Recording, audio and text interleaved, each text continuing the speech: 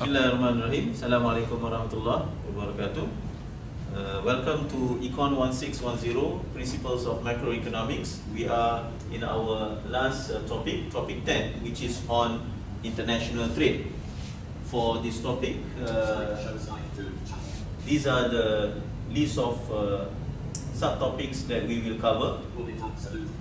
First, we will look at the concept of absolute and comparative advantage and see how through international trade countries can gain from specialization and involve in international trade. And we will then look at exports and imports, particularly on how we are able to derive the export supply curve and import demand curve. And the last component of the topic will be on the barriers to international trade and why some countries may decide on introducing some protectionist policies for international trade. Slide 3, some key trade facts for the two contest, trade deficit. Okay, this is some of the key trade facts for the United States of America. Later we will have presentations from group 10 and 11. They will be presenting to us some of the trends in international trade among developed and developing countries, as well as among OIC countries. And together with your group assignment 2, where I have asked you to do some internet search on the extent of international trade among OIC countries. So those assignment questions as well as the presentation will be some value added to the discussion in addition to what we have available in the textbook. Yeah?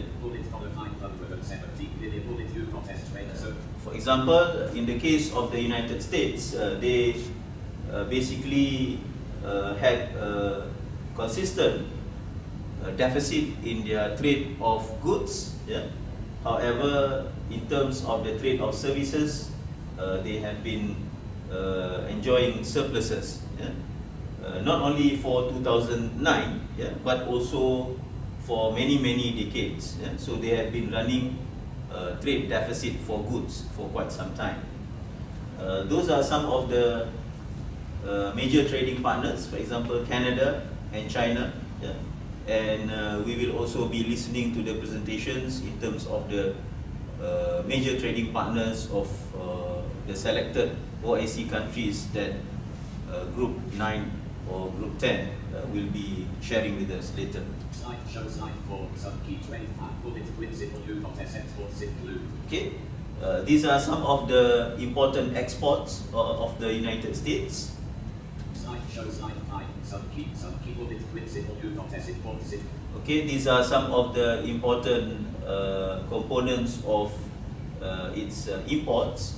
Slide 6, some key trade some key trade facts. This is what is this? Percentage share of world export. Percentage share of world export. The list here shows the largest exporters in terms of the global international trade. You can see that in the first rank, China, second one is Germany, and in the third position you have the United States. And they are all contributing close to 10% of the global share of international trade. Slide 7, some key trade facts, some key trade and this one? Export as percentage of Export GDP. as a percentage of GDP. 2008. You can see that, for example, Belgium exports to the rest of the world almost how many? 80? Above 95%. Above 95% of its GDP. Yeah? And then you can also see the percentage of exports to the GDP of other countries. For example, in the case of Malaysia, we have about 60 to 65% of our share of exports to the national GDP, which is relatively high as compared to the countries in the list here. Show slide 8, economic basis for trade. Okay, why do countries engage in international trade? Yeah? So these are some of the important factors why countries involve themselves in international trade. Okay, for example, nations have different endowments, resource endowments. Some countries have a lot of capital, and therefore they are more able and efficient to produce capital-intensive products. For example, countries like Japan or the United States, they have a lot of capital goods, and therefore they would be naturally specializing in production of goods and services which are capital intensive. Countries which have huge land size, they are more able and more efficient in producing goods that require land, for example, agriculture. Yeah? And also countries with huge amount of labor force, they are more suitable to produce goods which are which involve a higher labor intensive production. Yeah? So because of the differences in the resource endowment a country has, therefore they will also be producing things which are not similar, and therefore that will be a basis of international trade.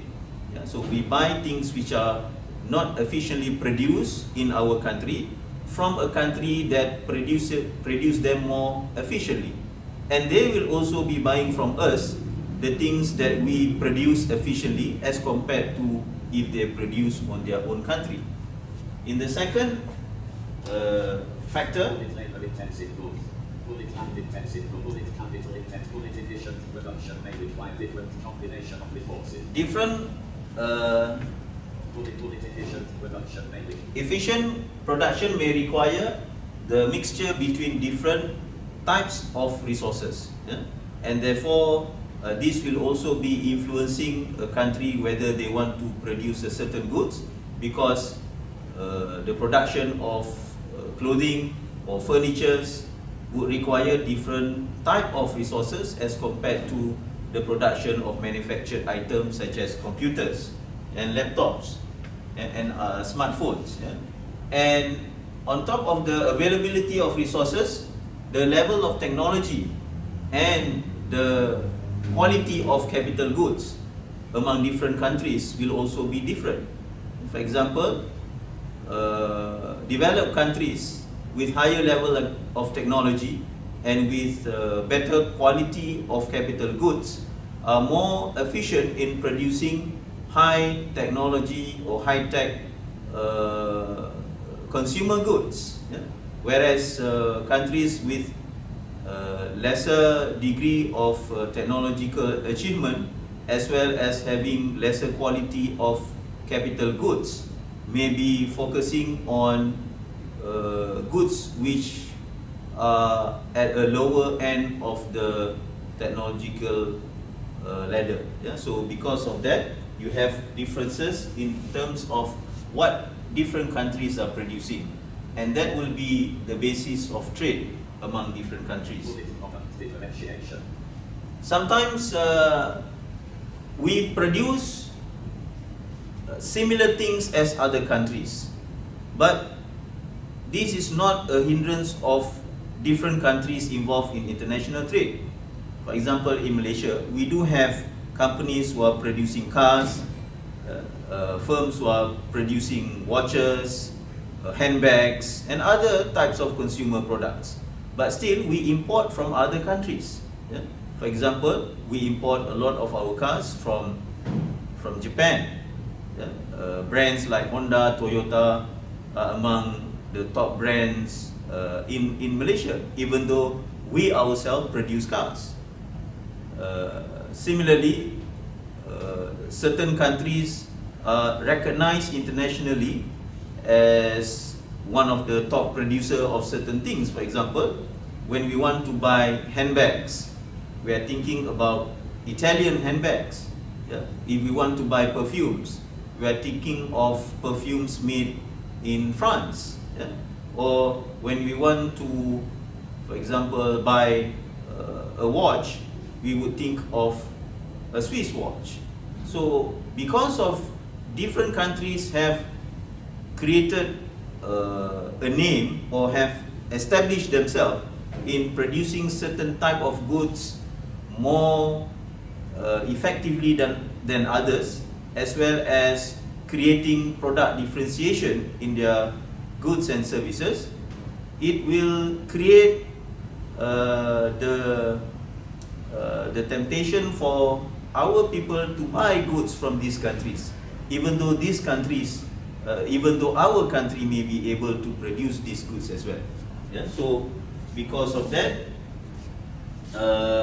many countries engage in, so most countries engage in international trade based on these factors. Yeah? Shows like 9. We'll put it assumption. We'll put it to name. Okay, let us try to understand the concept of absolute as well as comparative advantage, which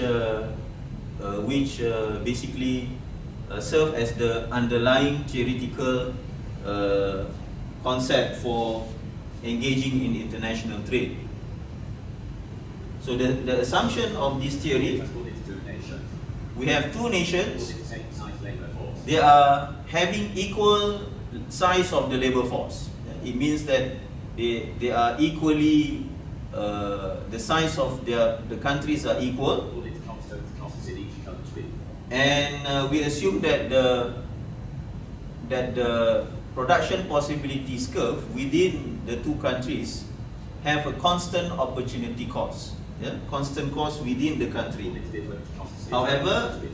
there will be differences in terms of the opportunity cost between the two countries. Put it U not as absolute and quantitative. And then we will be using the United States and Mexico as an example. Okay. And the two goods that we will be looking at are vegetables and beef. Okay, let's look at the diagram. Yeah? Shows like 10 comparative advantage.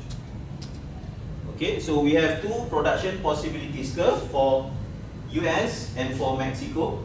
Yeah. And as you can remember from earlier slide, the assumption is that the costs within the two countries are constant. And you can see from the linear nature of the production possibilities curve. Yeah, normally we have a concave production possibility, but here we have a linear production possibilities curve, indicating that the opportunity cost of producing any of the two products are constant. Yeah? And this is also the same with Mexico. Yeah? There is a constant opportunity cost within the domestic production. However, in terms of the opportunity cost of the two products between the two countries, they are not.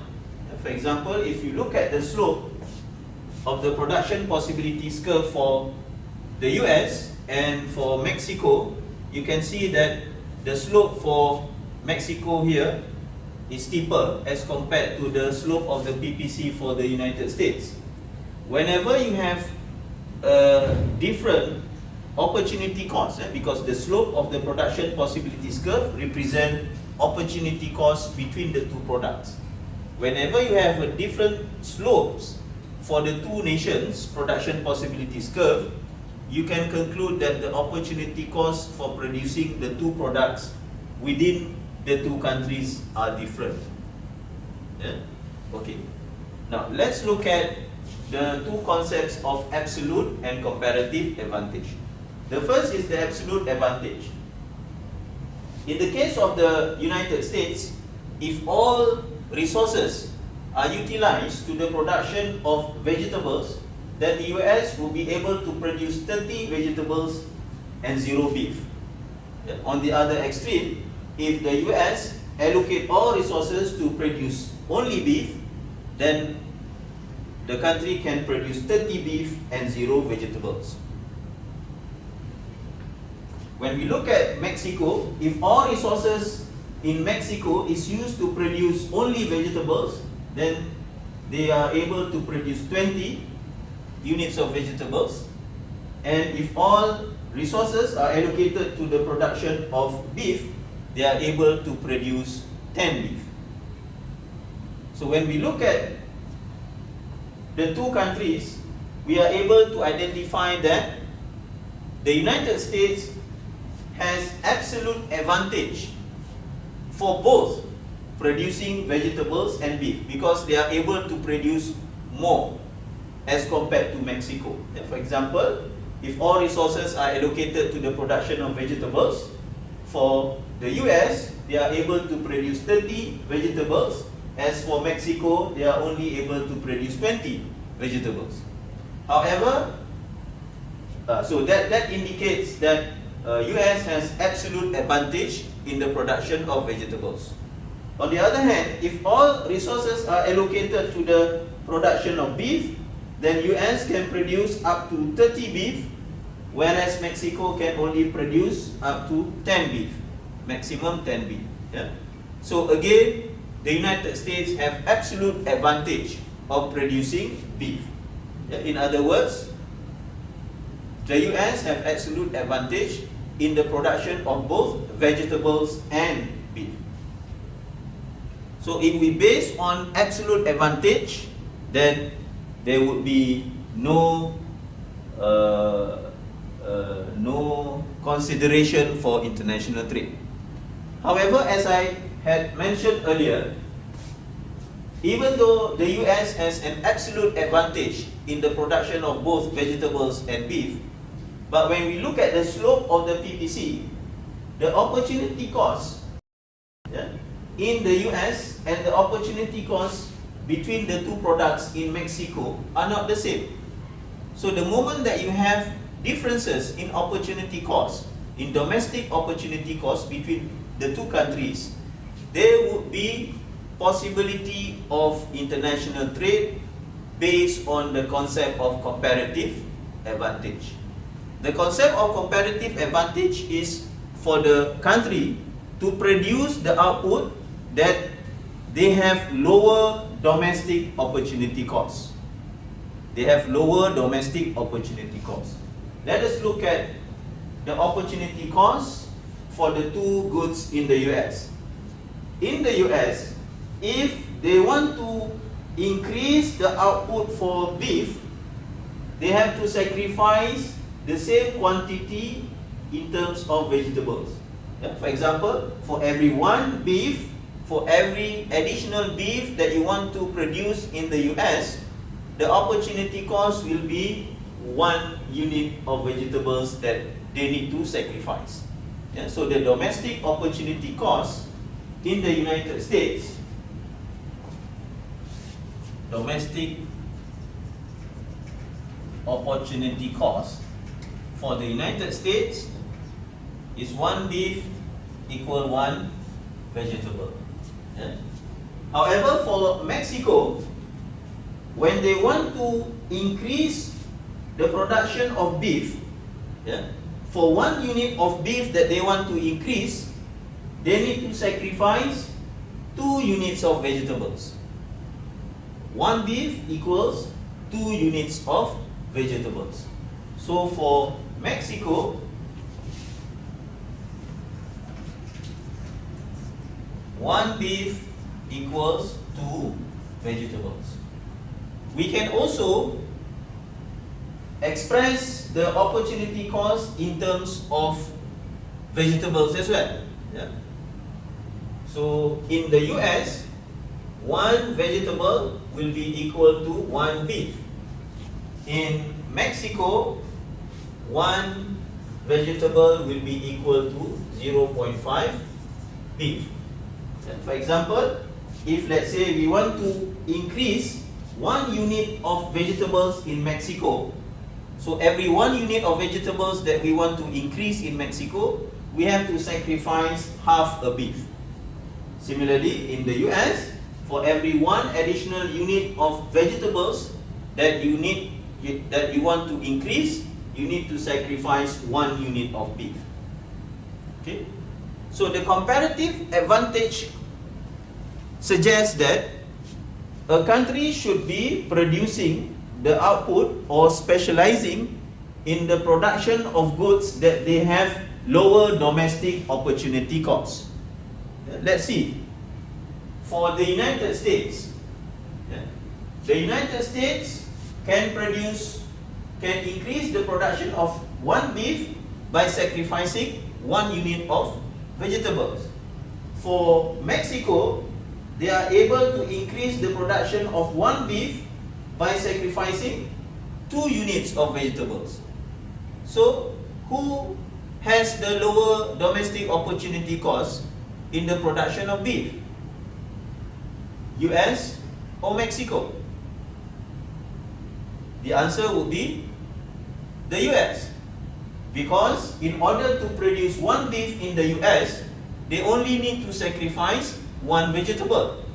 Whereas in Mexico, for one beef that they need to produce, they need to sacrifice 2 vegetables.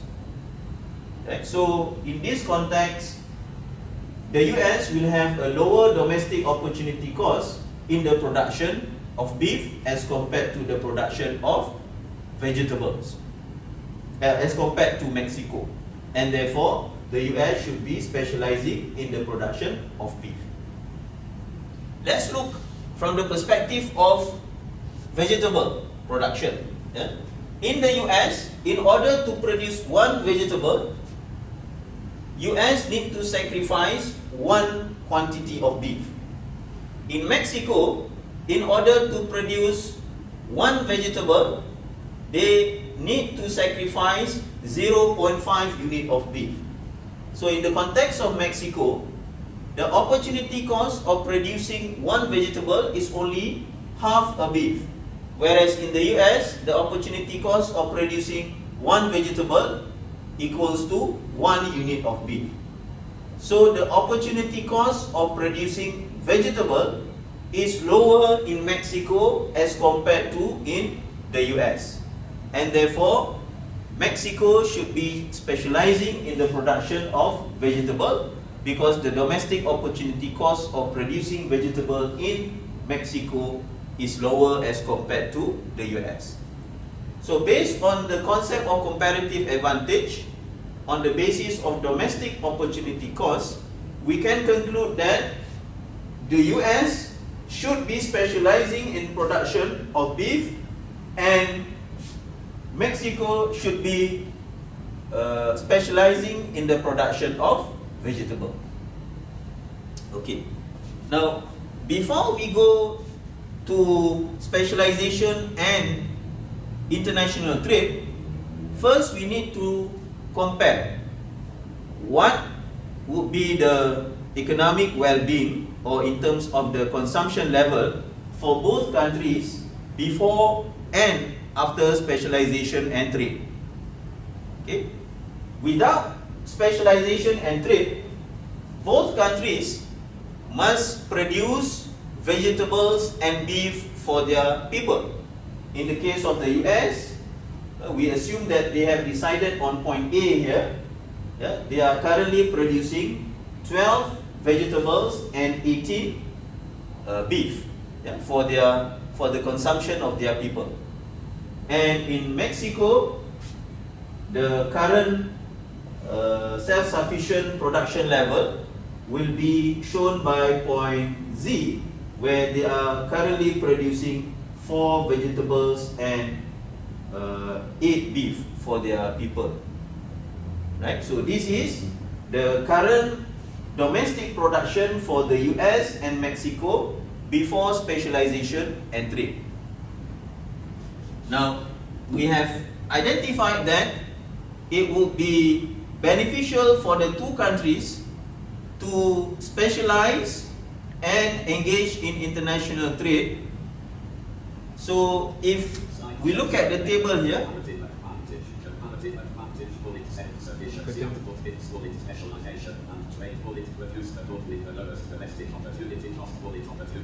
okay, this is the summary of what we have discussed earlier.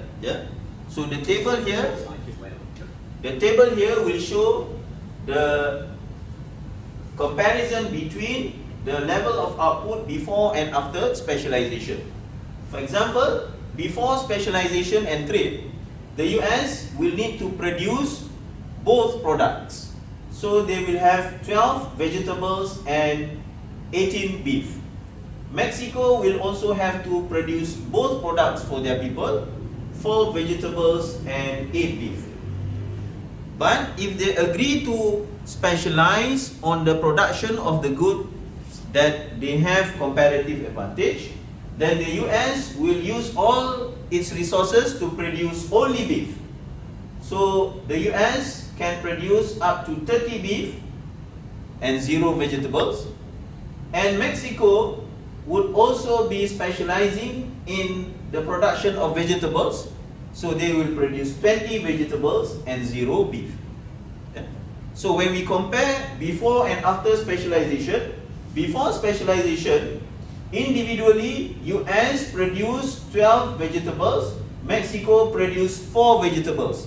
So total output in terms of vegetables are only 16. Whereas after specialization, Mexico will produce 20 vegetables and US will produce none. So there is an increase of 4 units of vegetables before, when they produce individually, and after, when they specialize in the production of goods that they have the comparative advantage. Similarly, for beef, before specialization, the US will produce 18 beef, and Mexico will produce 8 beef. So altogether, 18 plus 8, you have 26. Yeah? After specialization, the US will be focusing on the production of beef. So the total amount of beef that the US will produce will be 30, whereas Mexico is none. Yeah. Again, there is an increase of total output as compared to when the two countries produce individually, an increase from 26 to 30. Yeah. So that is the gains from specialization. But now, when the countries have agreed to specialize, later they need to agree what will be the terms of trade that they will exchange whatever they produce with the other country. For example, if the US has specialized in beef and Mexico has specialized in vegetables, then they need to agree what will be the price. The terms of trade is basically the price in the exchange between beef and vegetables for the two countries. Yeah? How much Mexico would be exchanging their vegetables for beef from the US, and how much will be the price for the US to exchange their beef for vegetables coming from Mexico. So we call this the terms of trade. Side 30. Bullet terms on bullet 2 contest 1B equals 1B. Okay. In order for us to understand what would be the acceptable level of the terms of trade, let us look again in terms of the domestic opportunity cost for each country.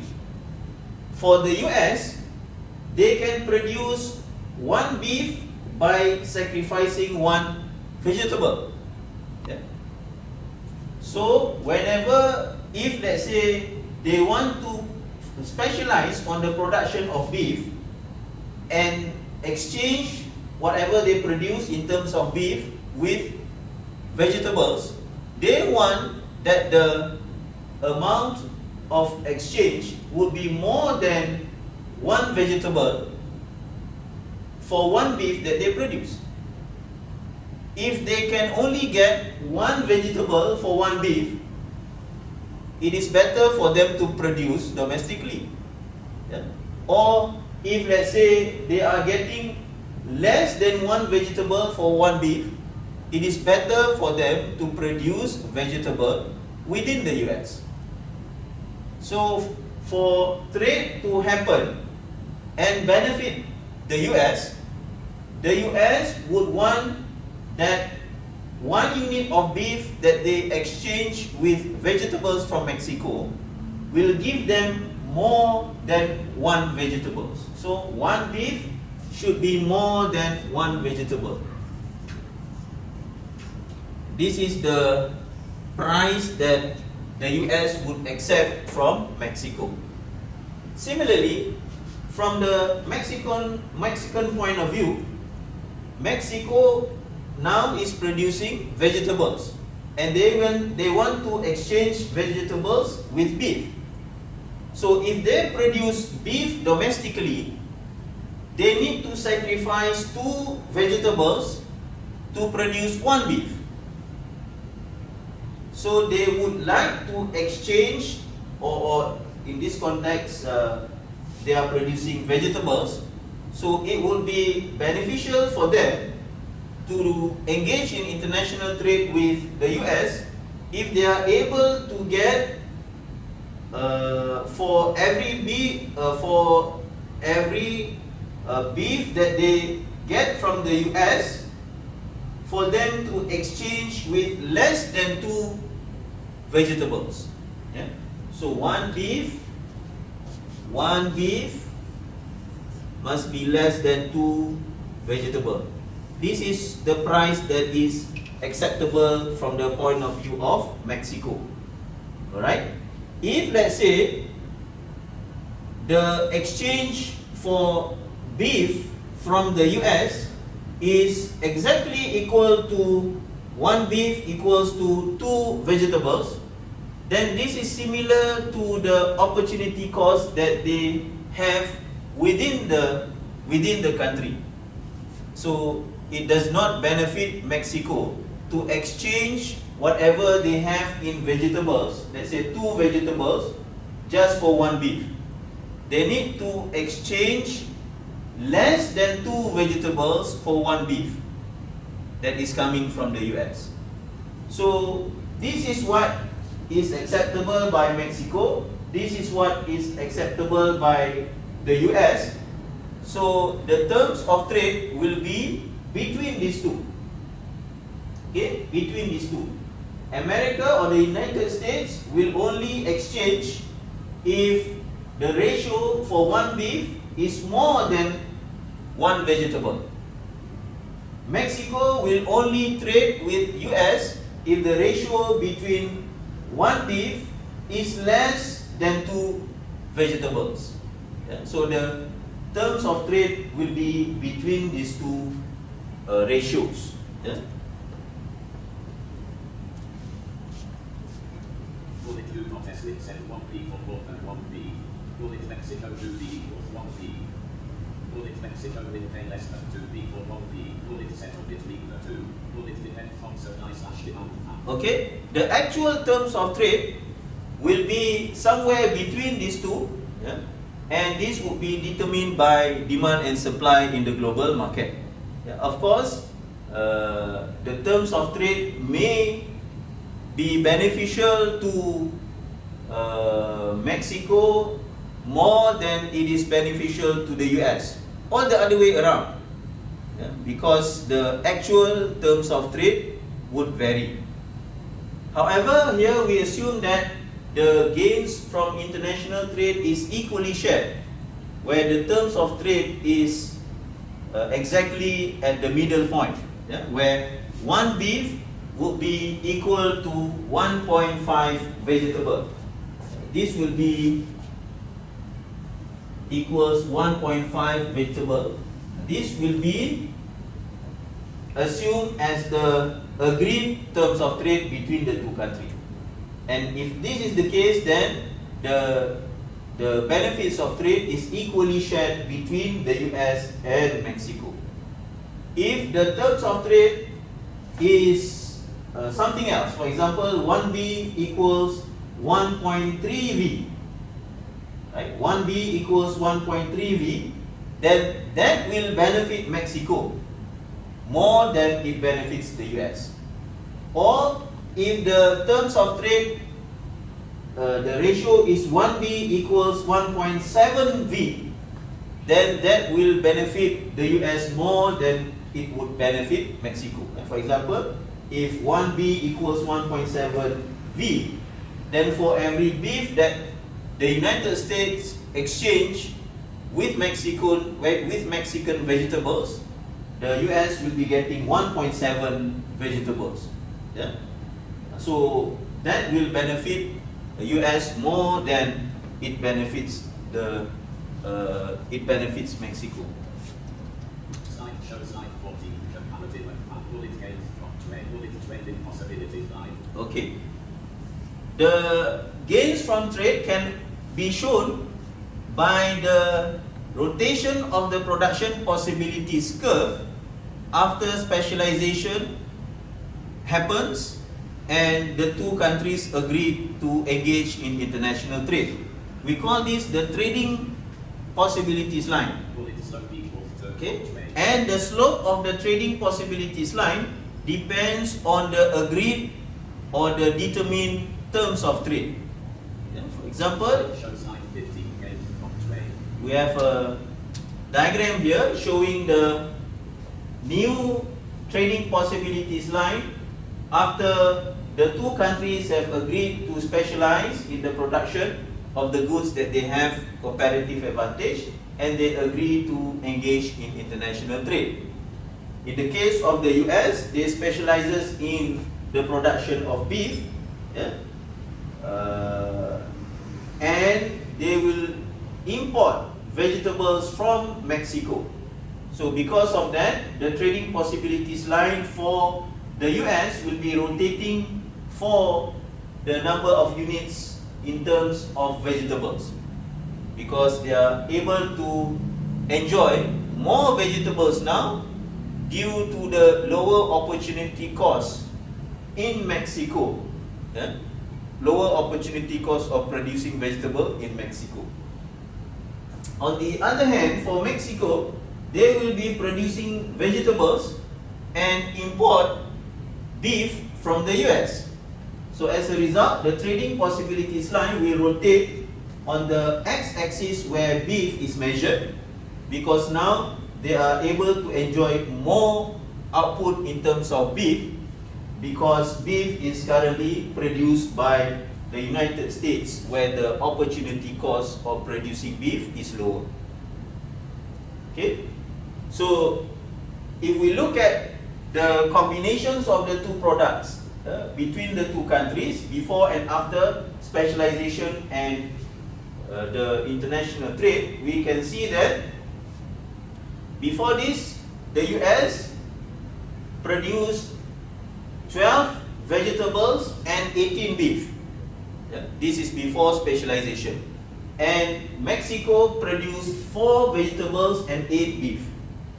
After specialization, the US will produce 30 beef and Mexico will produce 20 vegetables. And they exchange on the basis of these terms of trade. 1 beef equal 1.5 V. This is the terms of trade that we have assumed earlier. So in this case, if let's say the US consume 20 beef and the remaining 10 beef is exchanged for vegetables from Mexico, then the US will be enjoying 20 beef plus 15 vegetables, as shown by the point there, A prime. Yeah? And Mexico will be exchanging their vegetables for beef that is coming from the US. Yeah? So since the US is exporting 10 beef, they will be getting 15 vegetables. So what is remaining in Mexico is 5 vegetables. The remaining 15 vegetable is exchanged with the 10 beef that is coming from the US. So for the Mexican, they will be enjoying 5 vegetables.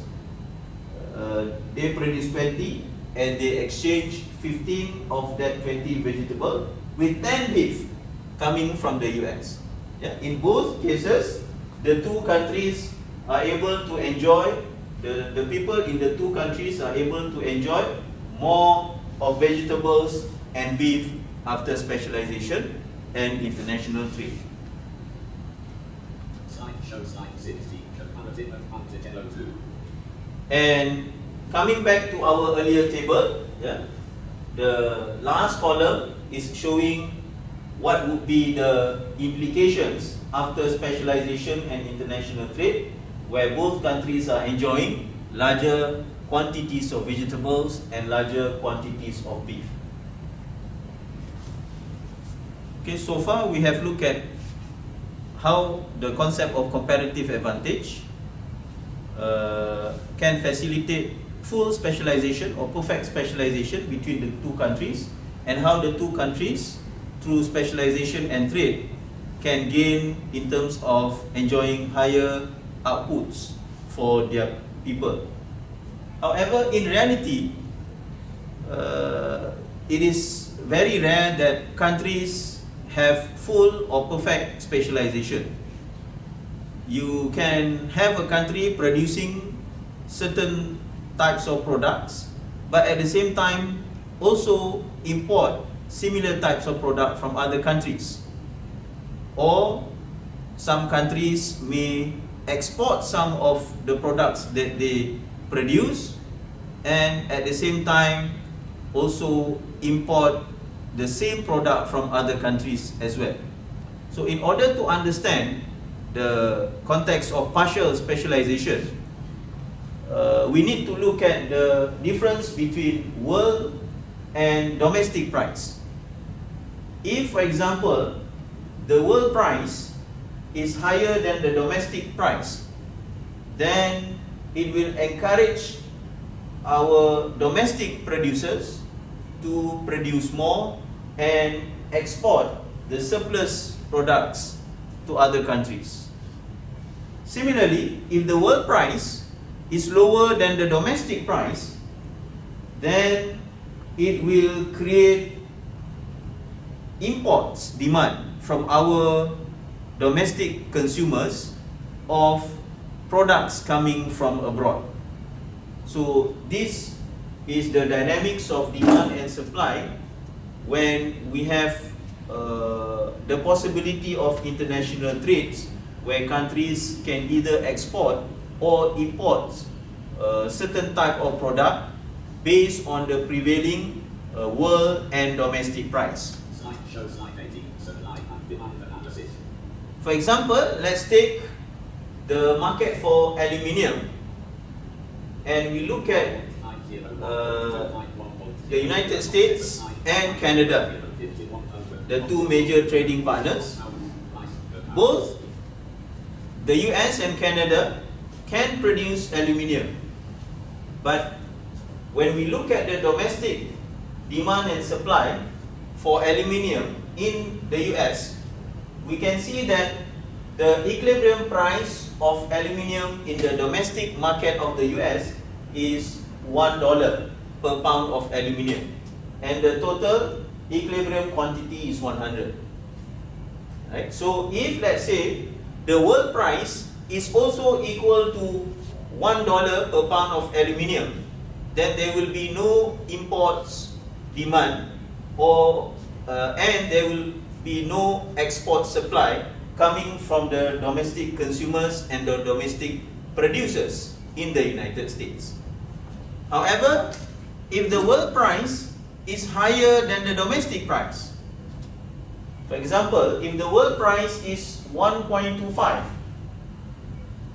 if the world price is 1.25, then we can see that the domestic production will increase from 100 to 125, and the domestic consumption will decline from 100 to 75, creating a surplus of 50 pounds of aluminium. This surplus of 50 pounds of aluminium will be constituting the exports of the United States. This is export supply, when the world price is above the domestic price. If, let's say, the world price is even higher at $1.5 per pound of aluminium, right, then the domestic producer will increase production further from 125 to 150, and domestic consumption will go down further to only 50 pounds of aluminium, creating a surplus of 100 pounds of aluminium that will be exported to other countries.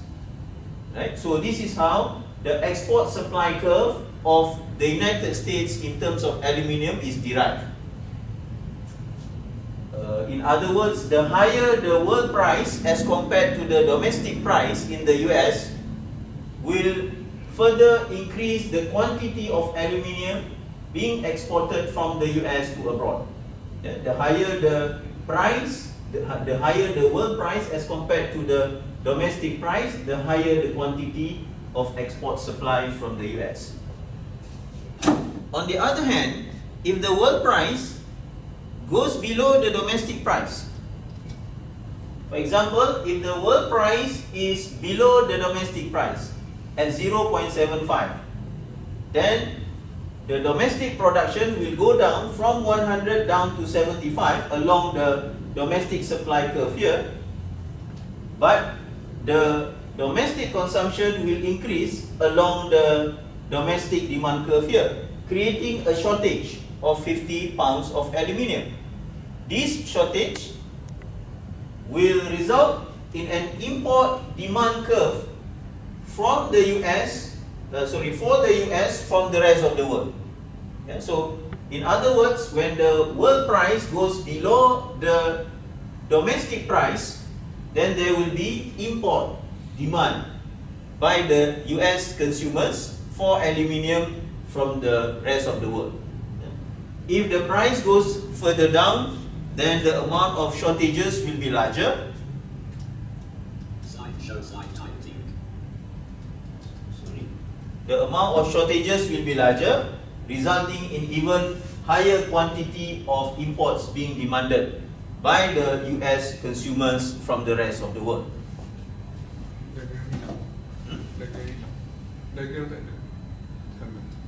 Slide 18. Supply and demand.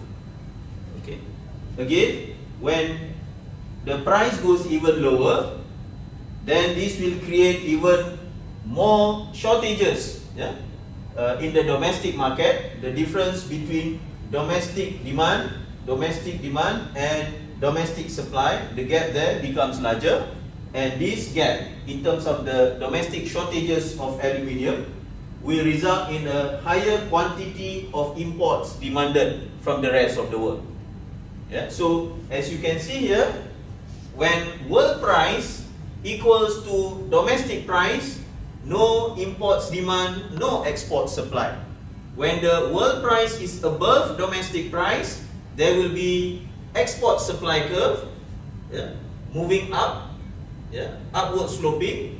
The higher the world price, the higher the world price goes above the domestic price, the higher the quantity of export supply.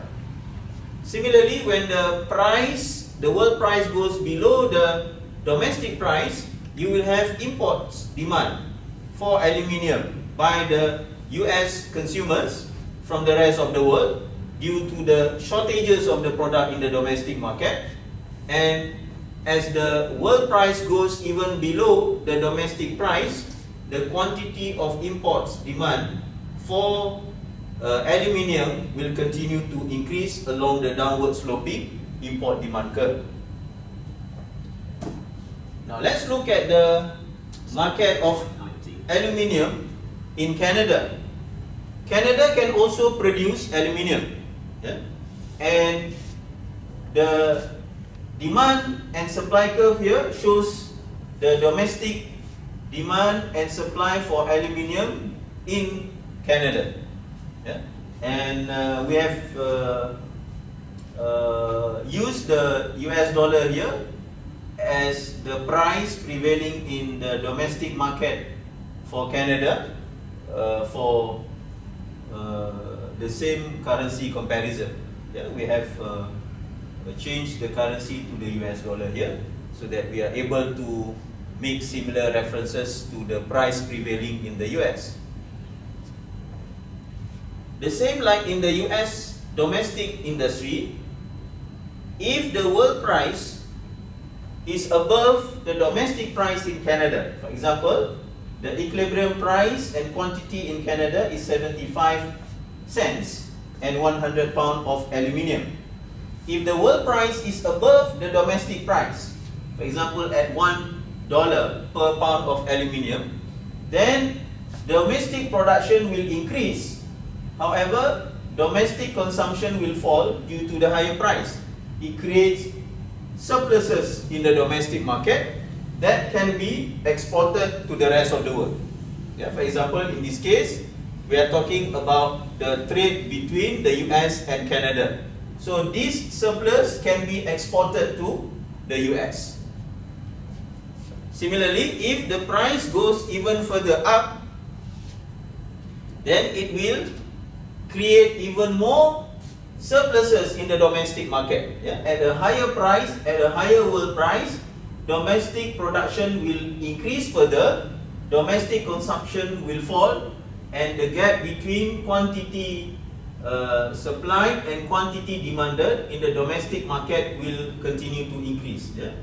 And therefore, that amount of surplus, 100 pounds of aluminium at a higher price of 1.25, will increase the quantity supplied of Canada to the rest of the world, in this case to the United States of America.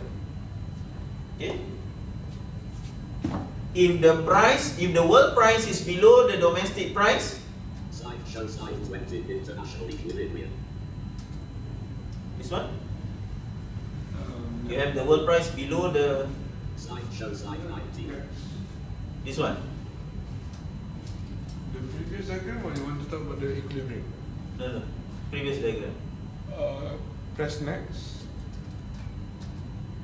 This one. You have Another one more? 0.5. Yes, okay. This 0.5, one. Okay, yeah. then, okay. Okay, continuing from the earlier example, if the world price in Canada, if the world price goes below the domestic price in Canada, for example, the world price is just 50 cents, whereas the domestic price of aluminium in Canada is 0.75 cents, then domestic consumption will increase. However, domestic production will fall, creating these shortages in the market. Yeah? The shortages of aluminium in the market will result in those shortages being resulting in the imports demand for Canada, in this case from the United States. So as the world price goes below the domestic price in Canada, it will create shortages, and these shortages will result in imports demand for aluminium from the rest of the world, in this context from the US. Right? So the idea is the same with the US. Canada will export to the rest of the world whenever the world price is above its domestic price. So this is how the export supply curve is derived. And Canada will import from the rest of the world whenever the world price is below the domestic price. Yeah? So you have the downward sloping import demand curve for aluminium in the context of Canada. So assuming that US and Canada are the only countries in the world and they trade among themselves in aluminium, then we can determine the world price, the equilibrium price of aluminium by combining the export supply and import demand for both countries. Slide shows slide 20, international equilibrium. Okay. So the diagram here is showing the export supply curve for the US and import demand curve of the US. And then you have the export supply curve for Canada and the imports demand curve for Canada. This one is for protection.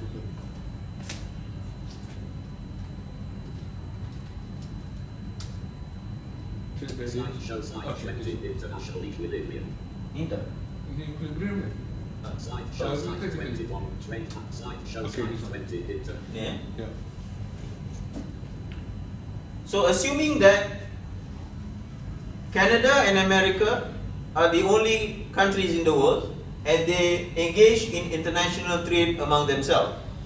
So the export supply and imports demand for both countries can be used to identify the equilibrium price of aluminium in the world. For example, the diagram here shows the export supply curve for America and the imports demand curve for America. And then you have the export supply curve for Canada and the imports demand curve for Canada. We can see that the imports demand curve for the US intersect with the export supply curve of Canada. And at that point of intersection, export supply curve of Canada intersecting with the imports demand curve of the US, we are able to see that the equilibrium price between the two countries, for aluminium is 0.88 cents per pound of aluminium.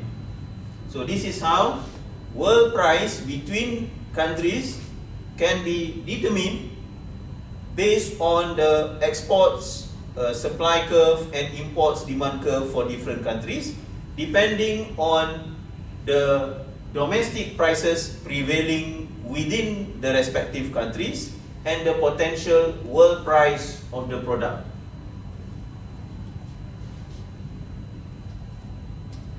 Slide 21, trade barriers and Even though we have highlighted a number of important benefits of international trade, for example, the increase in the amount of output that the citizens of the country is able to enjoy, and also in terms of the differences in the output that they are able to enjoy, varieties of output that they are able to enjoy from different countries.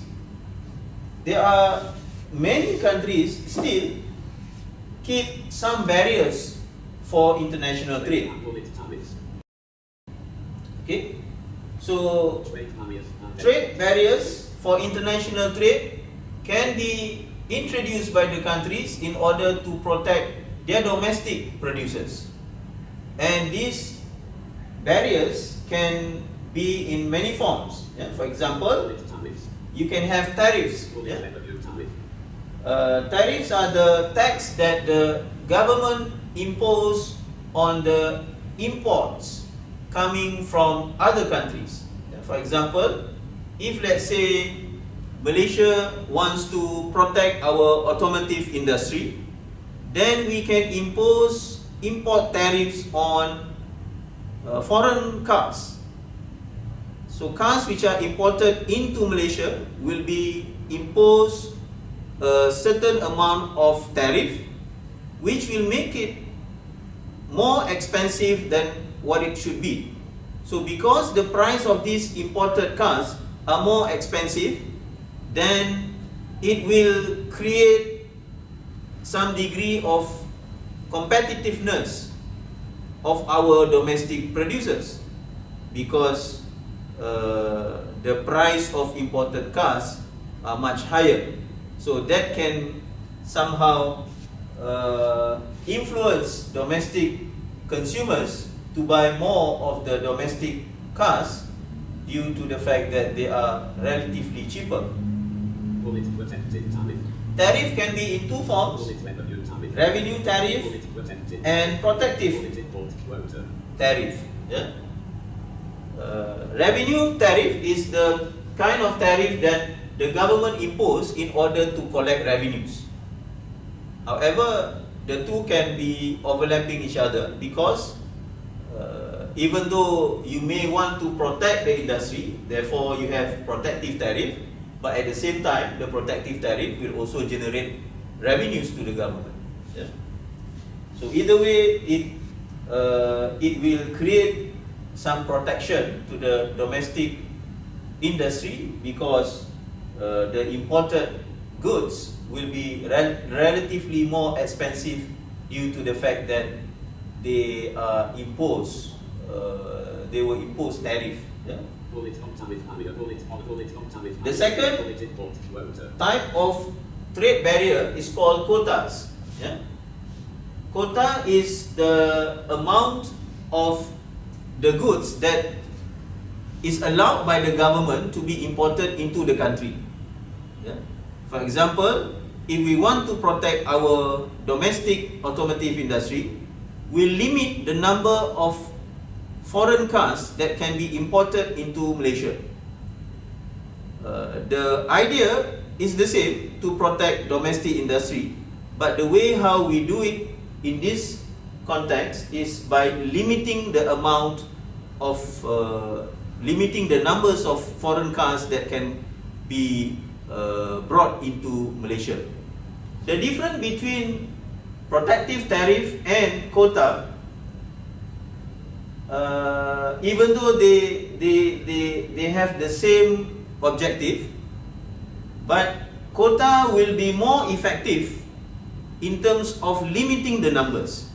If let's say you have specified a quota of 50,000 foreign cars that can be brought into Malaysia in a year, so the number of cars that is brought into Malaysia cannot exceed that amount, 50,000. Yeah? Even though the Malaysian consumers have a lot of money and can pay for the price of these foreign cars, but they are not able to buy more than 50,000 units of these foreign cars every year. However, if you introduce protective tariff, you impose tariff on foreign cars, then there is no guarantee in terms of the number of foreign cars that will be coming into Malaysia. It can be 50,000, it can be 100,000, it can be 150,000 units, because it depends on the ability of our people to pay for the cars.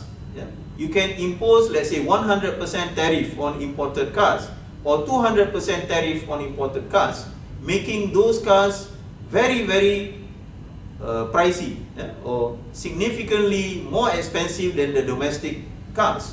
But if the people has the money, they are able to buy these cars even at a much more, higher prices, and therefore you are not protecting your domestic industries effectively. So, in terms of protecting domestic industry, if the objective is to limit the number of imported items into the country, quota will be a more effective tool, because you clearly specify the limit. However, if you introduce a quota, the government will not collect any revenues. So there is there are pros and cons between tariff and quotas in terms of protecting domestic industry. Okay, there can also be other than these two. We call these non-tariff barriers. Okay, non-tariff barriers can be in many forms. For example, if we want to protect our domestic car industry, we can introduce certain regulations.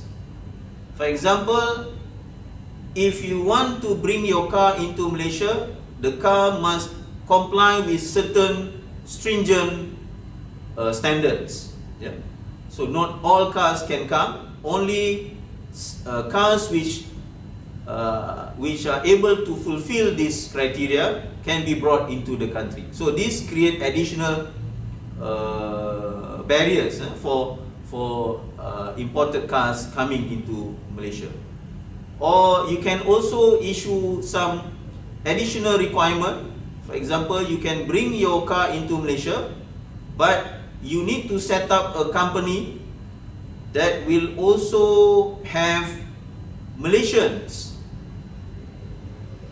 as part of the shareholders. So you are creating some difficulty for foreign companies to bring their items into Malaysia, and because of these barriers, you make things difficult for them, so that they will be less attracted to export their goods into Malaysia.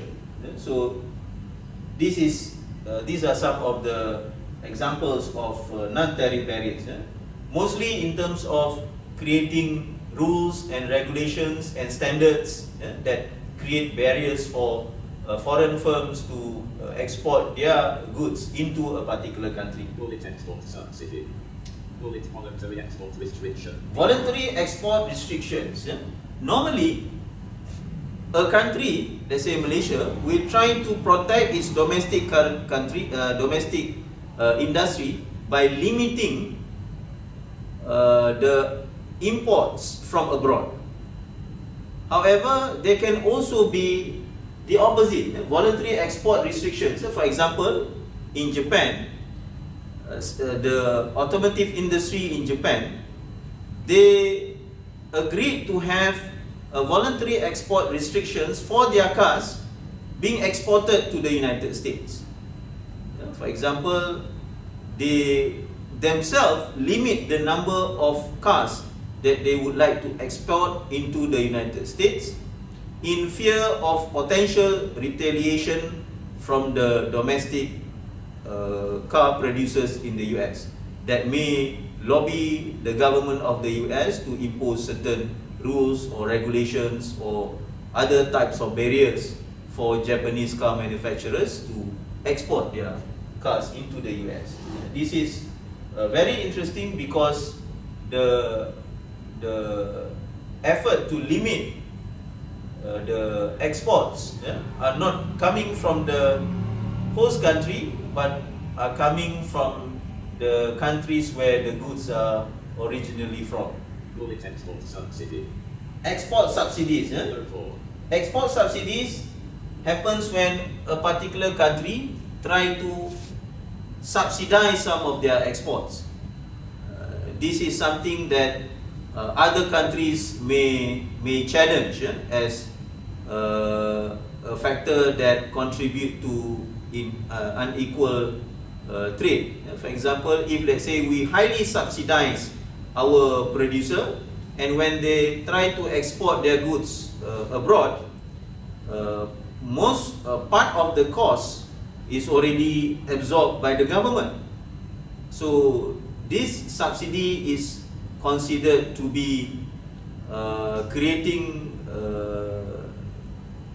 unlevel playing field with the companies and firms or exporters from other countries. So some countries they consider this to be a practice that cannot be accepted, and they may retaliate. So, for example, they can consider this as a practice of dumping, where, for example, a Malaysian company that receive a lot of subsidies when they export to Singapore, for example, the price of their product in Singapore can be significantly lower, not because the Malaysian company is efficient, but because part of these costs are subsidized, and therefore Singapore may consider this to be a practice of dumping, and therefore they may retaliate. So this is part of the rules and regulation under the World Trade Organization, that all countries must be trading with a level playing field. Slide 22, the case for protection. The case for protectionism. The case for protection. So we have looked at the instruments that a country may use to protect their domestic industry, such as tariff, quotas, and other non-tariff barriers. Call it military censor. But why do countries would like to protect their domestic The case for industry? protection. Call it military self-sufficiency. Self-sufficiency argument. So if you allow imports to come from a country that is very efficient in producing those products, you may kill your own domestic industries because your domestic industries may not be as efficient. However, if the goods is considered to be something which is very important, for example, food, in the context of Malaysia, rice, even though we may not be the most efficient country in the production of rice, but we may argue that rice is very important and we need to be self-sufficient, at least in the production of our own food.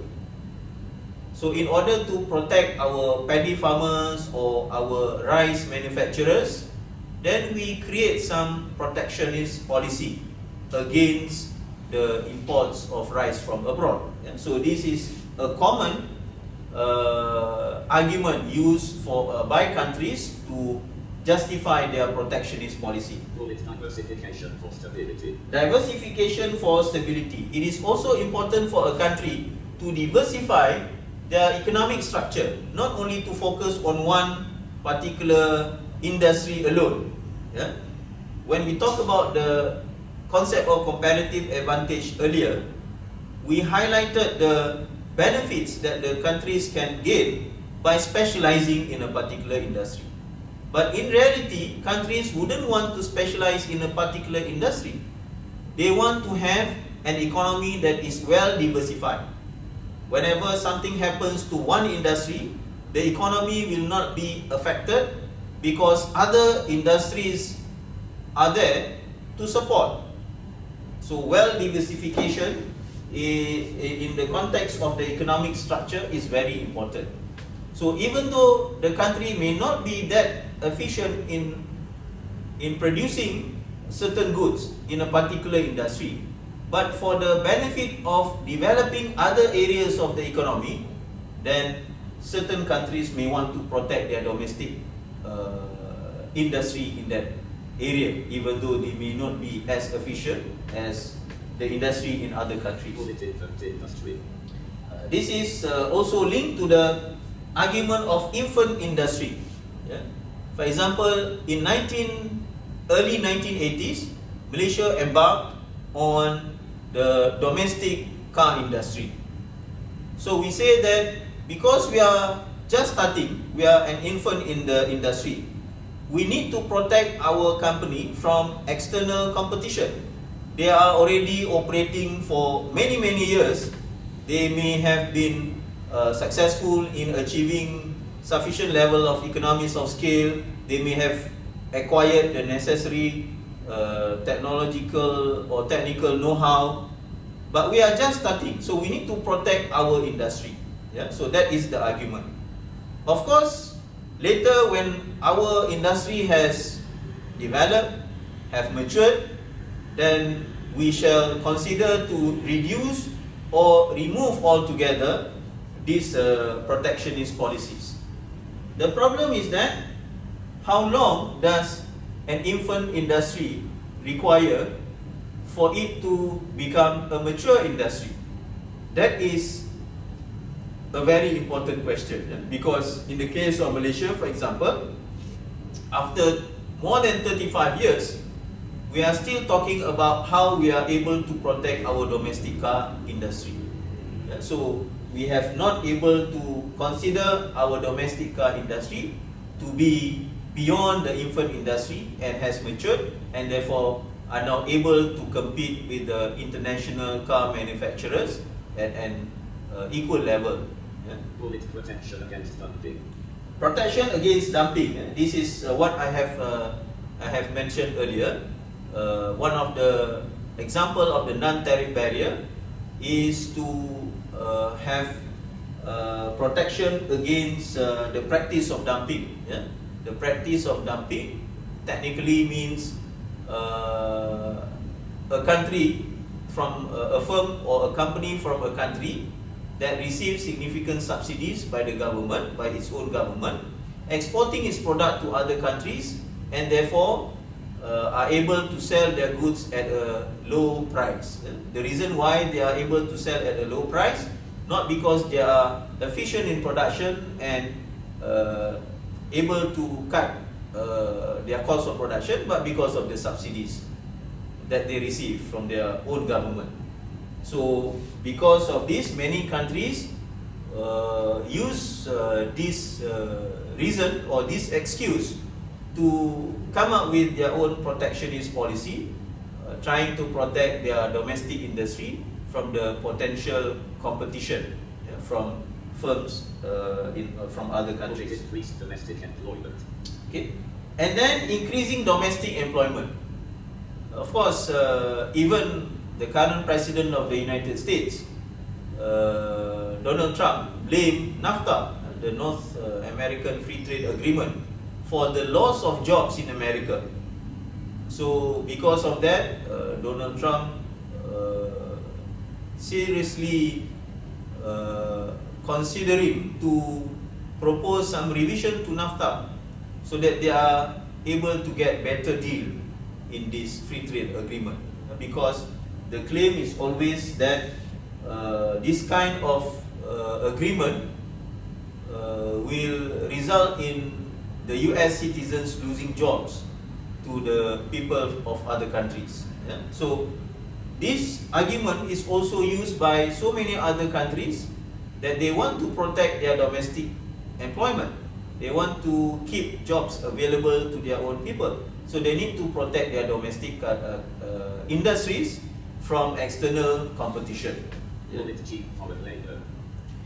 For example, in many countries you have cheap foreign labor. Yeah? In many countries you have cheap foreign labor producing the goods, and therefore that is why they are able to export these goods at a lower cost.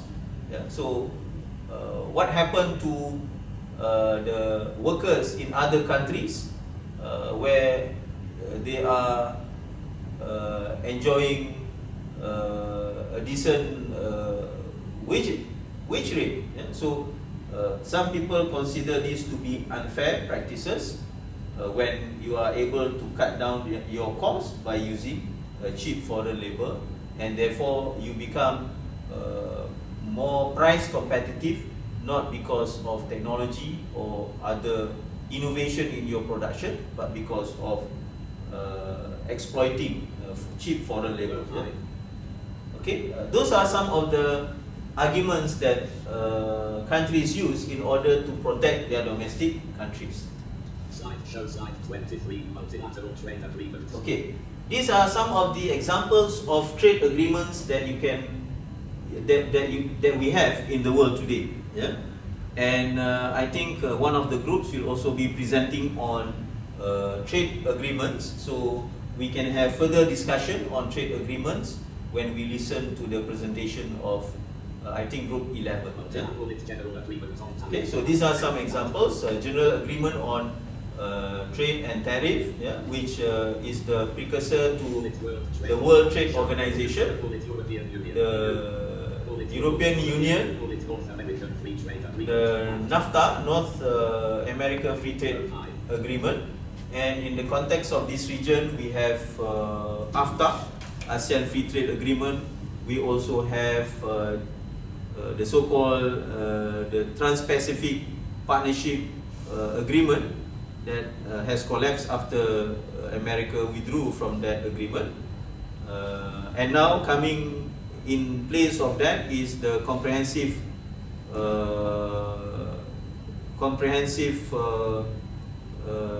Trans-Pacific Partnership Agreement, CPTPP, and also other regional levels of trade agreements such as RCEP and so on. Yeah? So we will discuss this further after Group 11 presented in the class later. So thank you for your patience in listening to my lecture today. So wabillahi taufiq wal hidayah, wassalamualaikum warahmatullahi wabarakatuh.